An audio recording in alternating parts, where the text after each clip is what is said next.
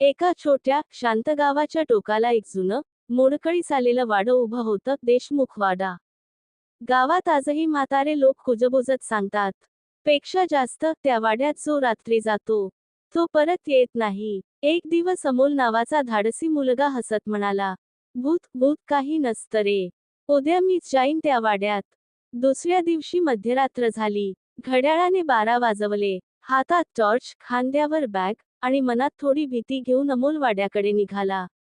दार ढकलताच कुर्र कुर्र असा आवाज आला. थंड वारा आत शिरला आणि टॉर्चचा प्रकाशही थथला. अचानक वरच्या मजल्यावरून आवाज आला. पेक्षा जास्त ठाक ठाक ठाक. अमोल थांबला. श्वास रोखून तोवर बघतो कोणीच नाही. तो सावधपणे जिन्यावर चढला. एका अंधाऱ्या खोलीतून मंद पिवळा प्रकाश दिसत होता. त्याने दार हलकेच उघडले, आणि तिथे पांढऱ्या झग्यात एक म्हातारी उभी होती. तिचे केस विस्कटलेले, डोळे लाल जळत होते, आणि ओठ थरथरत होते. ती हळूच म्हणाली, पेक्षा जास्त, इतक्या उशिरा इथे का आलास?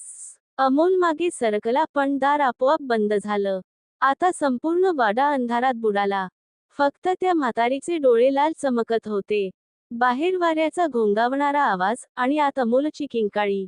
पेक्षा जास्त, आस. सकाळी गावकऱ्यांनी पाहिलं. वाड्याच्या दारात अमोलचा टॉर्च पडलेला होता. पण अमोल, तो पुन्हा कधीच दिसला नाही.